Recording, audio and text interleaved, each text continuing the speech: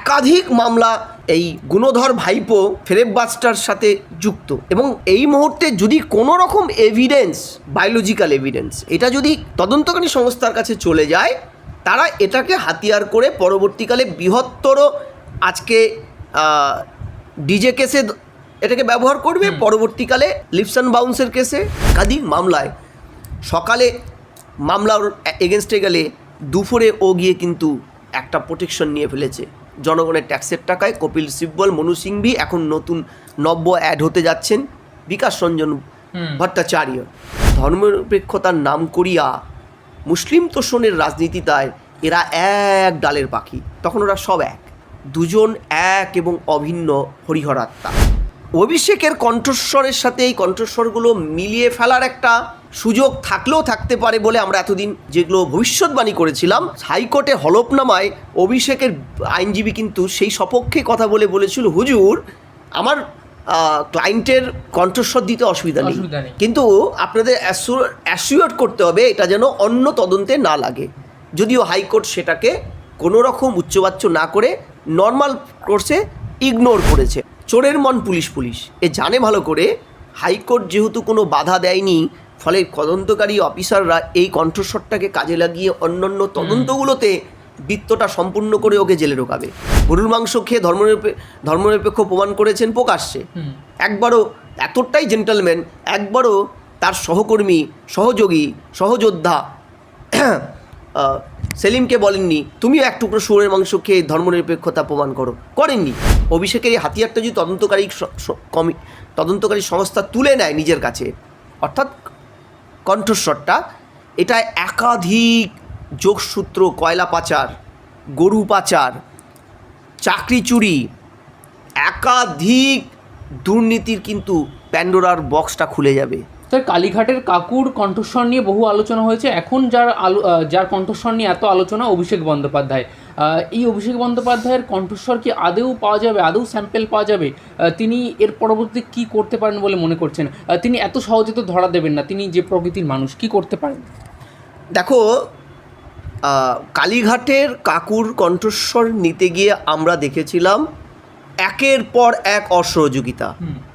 অর্থাৎ এই যে কণ্ঠস্বর, এর সাথে তৃণমূলের প্রাণভোমরাটা যুক্ত। আজকে ঠিক কালীঘাটের কাকুর কণ্ঠস্বর, অর্থাৎ কালীঘাটের কাকু সুজয়কৃষ্ণ ভদ্রের কণ্ঠস্বর, এবং ওই কালীঘাটের কাকু যে সংস্থার সিও ছিলেন, প্রাক্তন কর্মী, সেই সংস্থারই কি ম্যানেজারিয়াল পার্সন অভিষেক বন্দ্যোপাধ্যায়ের কণ্ঠস্বর নিতে গিয়েও আমরা দেখতে পাচ্ছি একই রকম কিন্তু গোলযোগ।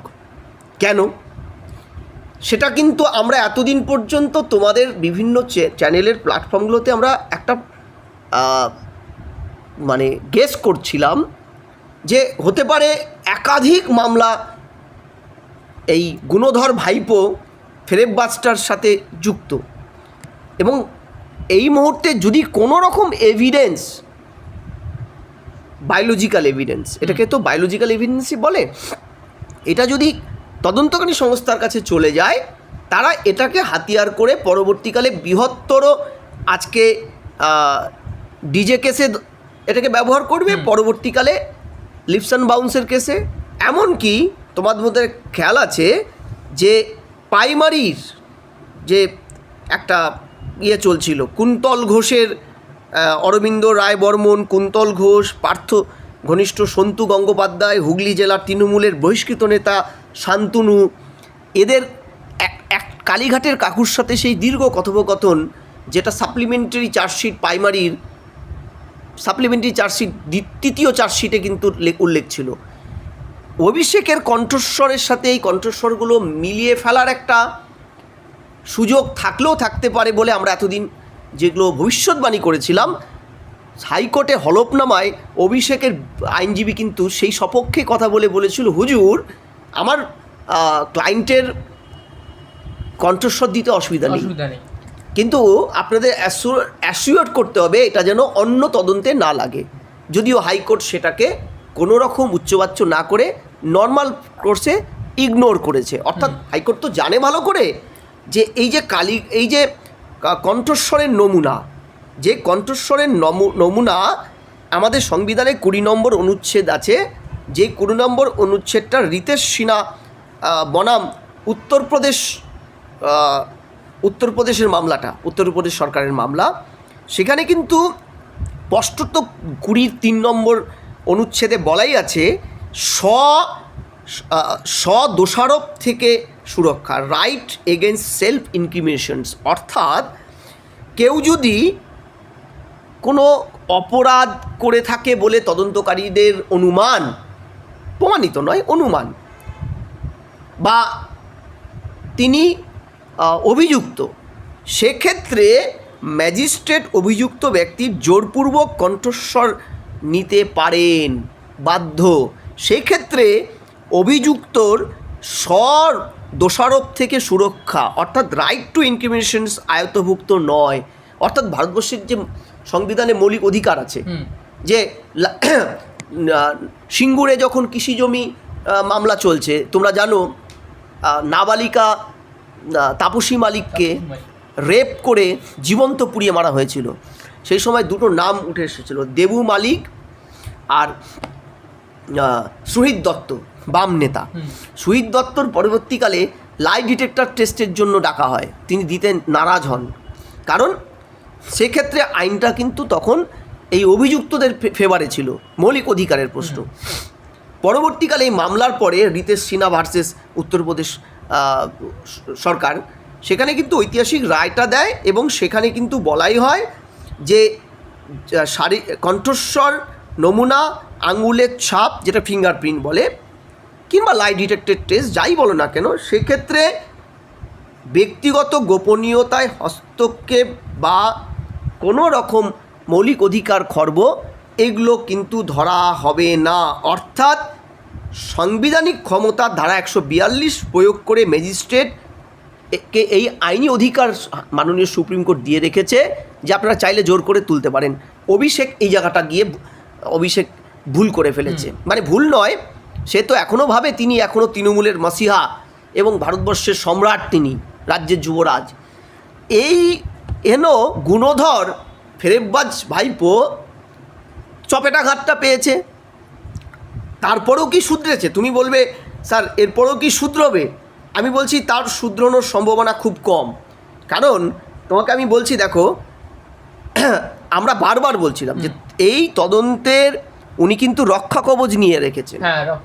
রক্ষা কবচ নিয়ে রাখলে সংবিধানের 226 নম্বর আর্টিকেল অনুযায়ী তিনি রক্ষা কবচ নিয়ে রেখেছেন, যেখানে তাকে সুরক্ষা বা ব্ল্যাঙ্কেট প্রোটেকশন দিয়ে রাখা হয়েছে। ব্ল্যাঙ্কেট প্রোটেকশন শব্দটা এই 226 নম্বর বিএনএসের ধারায় স্পষ্ট বলা আছে যে তিনি আগাম জামিন, মানে অ্যান্টিসেপ্টরি বিল যেটা মঞ্জুর হয়েছে তার নামে, যেটাকে আমরা বললাম ব্ল্যাঙ্কেট সিকিউরিটি দেওয়া, এই ব্ল্যাঙ্কেট সিকিউরিটি দেওয়ার মধ্যেও কিন্তু ব্ল্যাঙ্কেট প্রোটেকশনে এখানে সিআরপিসির 483, বিএনএসে 483 আর সিআরপিসে 439, এখানে বলাই আছে যে এই ধরনের কেসে আপনি ততক্ষণই ব্ল্যাঙ্কেট প্রোটেকশনটা পাবেন, অ্যান্টিসিপেটরি বিলটা কার্যকর হবে, আপনি সুরক্ষিত থাকবেন যতক্ষণ আপনি তদন্তে সহযোগিতা করবেন।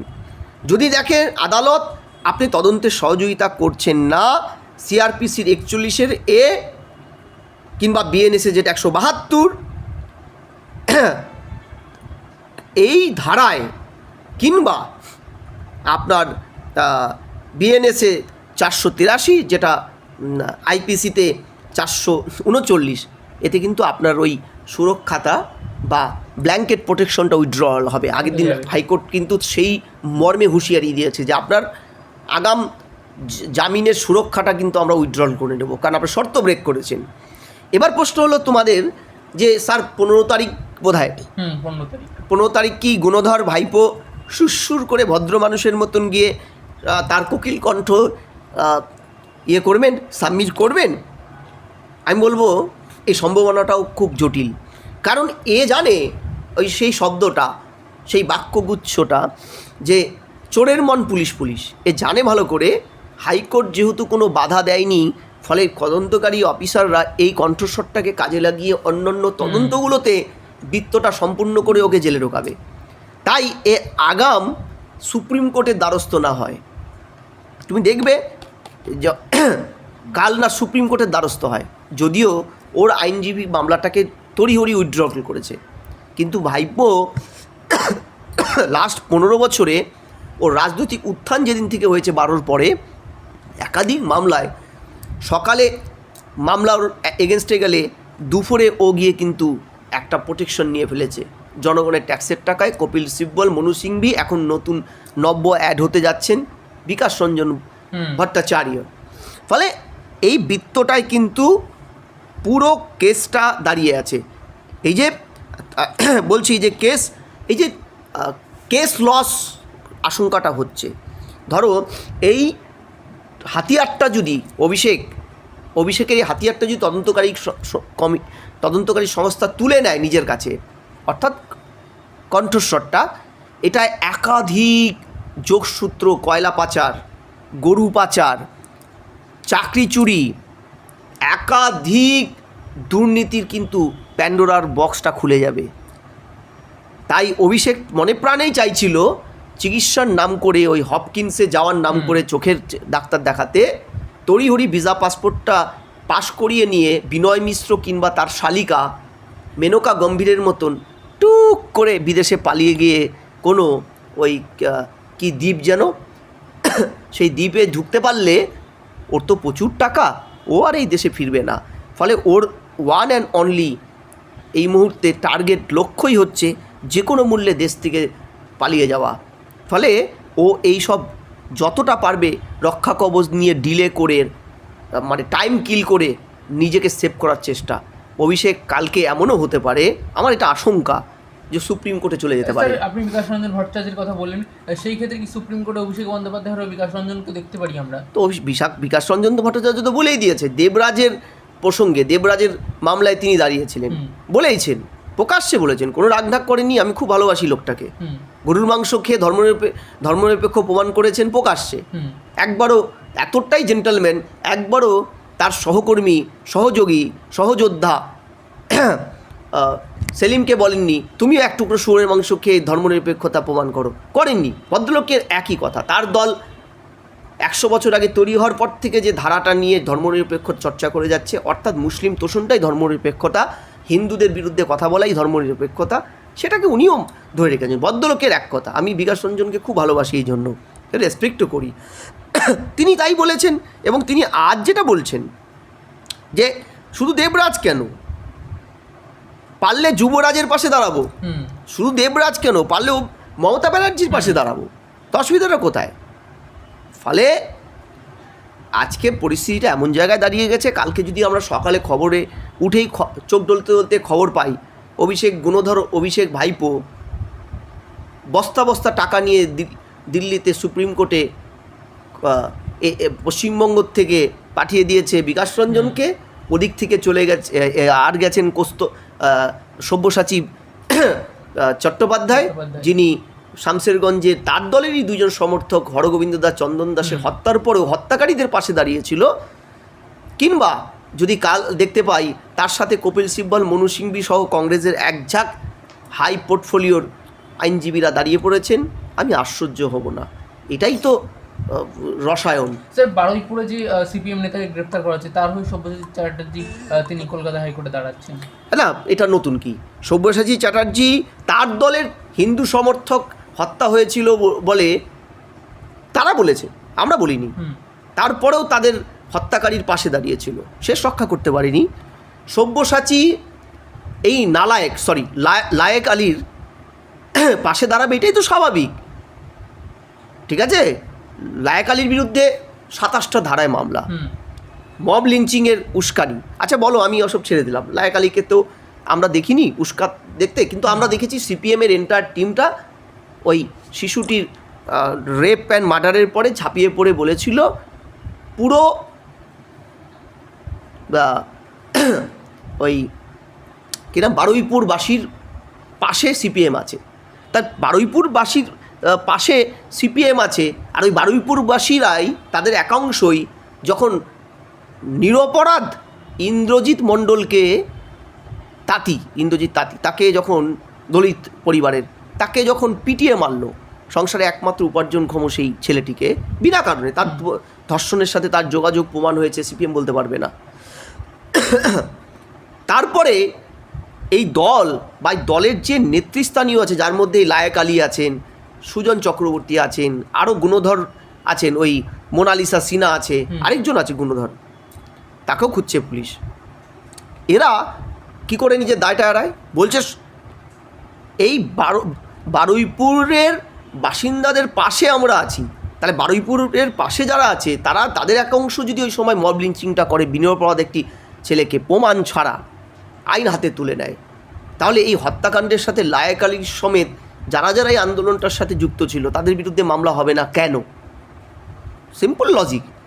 আমি তো বলছি শুধু লায়েক আলী নয়, সুজন চক্রবর্তী, মোনালিসা সমেত যে 4 জনের বিরুদ্ধে প্রাথমিক তদন্তে পুলিশ এফআইআরটা হয়েছে, প্রত্যেককে ইন্টারোগেশন করা হোক। তাহলে তো স্যার এখানে গিয়ে কোথাও গিয়ে এটাই দাঁড়াচ্ছে যে তৃণমূল এবং এই বাম তথাকথিত একই ডালের বাসিন্দা হয়ে দাঁড়াচ্ছে। দেখো, এরা কোন ডালের আমি জানি না, তবে তথাকথিত ধর্মনিরপেক্ষতা চাষ করতে গিয়ে মুসলিম তোষণের যে ডালটা, সেই ডালের পাখি সবাই এরা। সে কংগ্রেস বলো, সিপিএম বলো, তৃণমূল বলো, একে অপরের চুল ছেঁড়াছিঁড়ি করবে, দিল্লিতে কুস্তি করবে, এখানে দোস্তি করবে, এখানে কুস্তি করবে, দিল্লিতে দোস্তি করবে, পাশাপাশি বসে মুড়ি খাবে, আবার মুখ দেখা দেখি বন্ধ করে দেবে, মালদায় জোট ভাঙবে আর মিরাভাতে জোট করবে, এরা সব করবে। কিন্তু ধর্মনিরপেক্ষতার নাম করিয়া মুসলিম তোষণের রাজনীতিতায় এরা এক ডালের পাখি, তখন ওরা সব এক। ফলে এই জায়গায় দাঁড়িয়ে আমি তোমাকে দায়িত্ব নিয়ে বলতে পারি যে এরা দুজন এক এবং অভিন্ন হরিহরাত্মা।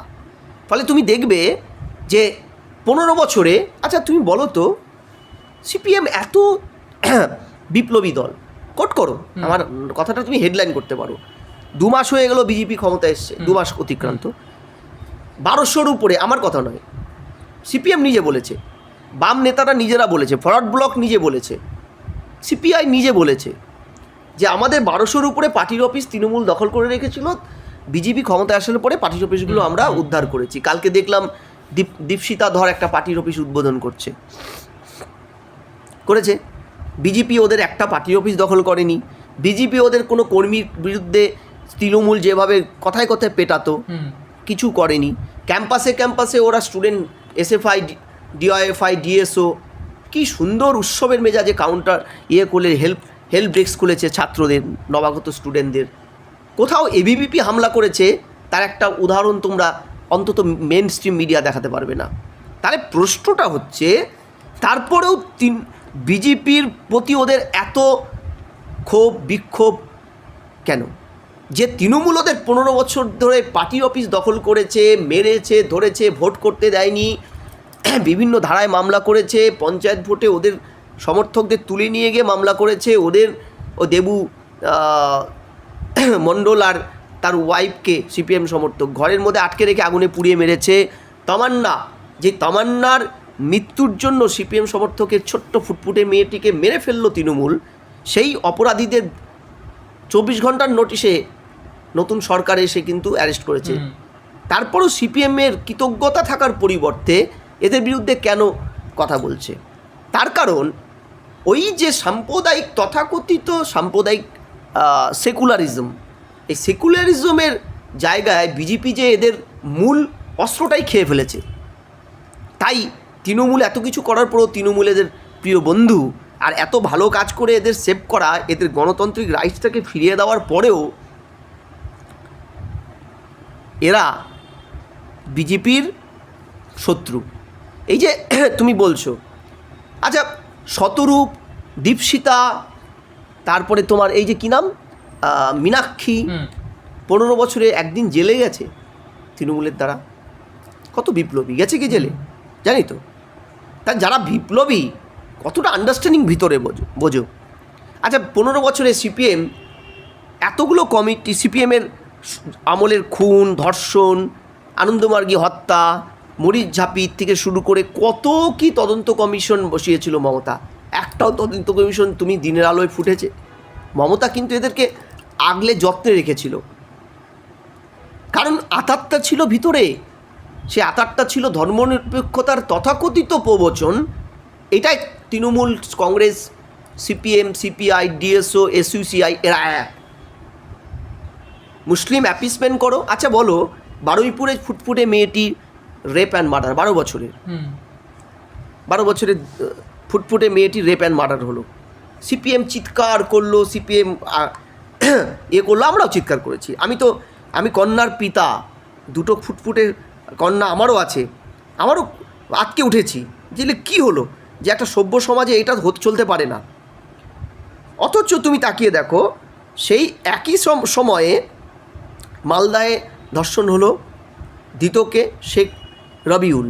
আচ্ছা, ঠিক একই সময় দিনহাটাতে ফুটফুটে 11 বছরের, বারুইপুরের বাচ্চাটির থেকেও ছোট নাবালিকাকে ধর্ষণ খুন করলো তারই গৃহশিক্ষক শফিকুল। ঠিক তার একই সময়ে বর্ধমানে আদিবাসী মহিলা গৃহবধূকে 28 বছরের গৃহবধূকে দুজন মানুষ রেপ করে মেরে ফেলল। সিপিএমের মিডিয়ায় একটা শব্দ ওরা ব্যবহার করেছে। তাহলে প্রশ্নটা হলো, একই ধর্ষণের ধর্ষকদের নাকি জাত ধর্ম হয় না। তাহলে কমরেডরা ধর্ষণের জাত ধর্ম হয় না, আমরাও তো জানি, যে কোনো প্রগতিশীল মানুষ জানে ধর্ষণ, খুনি, আসামিদের জাত ধর্ম হয় না। তাহলে আপনারা প্রতিবাদ করতে গিয়ে জাত ধর্ম বেছে বেছে কেন প্রতিবাদটা করেন? একটু বলবেন। আমার এই ওপেন ফোরামে আপনাদের চ্যালেঞ্জ রইল, শতরূপের কাছে আমার চ্যালেঞ্জ রইল, আমার মীনাক্ষী মুখোপাধ্যায়ের কাছে চ্যালেঞ্জ রইল, আমার চ্যালেঞ্জ রইল দীপশিতা ধরের কাছে, চ্যালেঞ্জ রইল সেই অগণিত কমরেডদের, যে আমিও বারুইপুরের ঘটনায় দুটো ফুটফুটে সন্তান, কন্যা সন্তানের পিতা হিসাবে আটকে উঠেছি, কালো ব্যাচটা পড়েছি, প্রতিবাদ করেছি, চ্যানেলে চ্যানেলে চিৎকার করেছি, কিন্তু আমি একজন কমরেডকেও দেখিনি এই যে একই দিনে হয়ে যাওয়া এতগুলো রেপের পরেও তাদের মুখপাত্রে একটা শব্দ ব্যবহার করেছে, এবং তারা একটা শব্দ লাইন কোনো চ্যানেলে বলেছে, একটা মিছিল করেছে, একটা পোস্টার করেছে। প্রশ্ন হলো এই জায়গাটা গিয়ে, এই যে সিলেক্টিভ সেকুলারিজম, বেছে বেছে সেকুলার হওয়া, কিছু কিছু জায়গায় চুপ থাকা, কিছু কিছু জায়গায় অতি সক্রিয় হয়ে প্রতিবাদের রাস্তায় নামা, আমি প্রতিবাদ করি সেটার।